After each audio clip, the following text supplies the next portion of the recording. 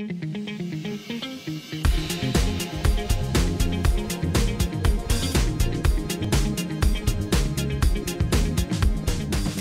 there, I'm here with Michelle and I'm going to create for her a beautiful rose sheer. Roots area are going to be more intense and mid-length and ends are going to be more diluted with clear. Cool face frame with a white clear blonde, and I think it's going to be an amazing look for her. I hope you're going to enjoy.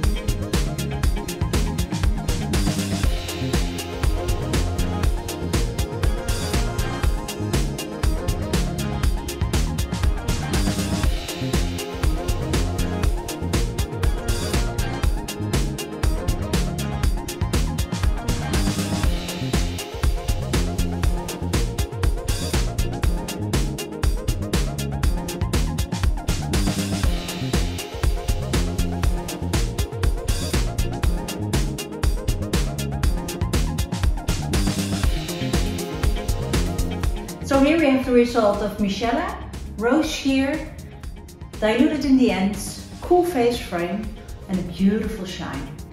I hope you liked it. Thank you for watching and I'd like to see you next time. Bye.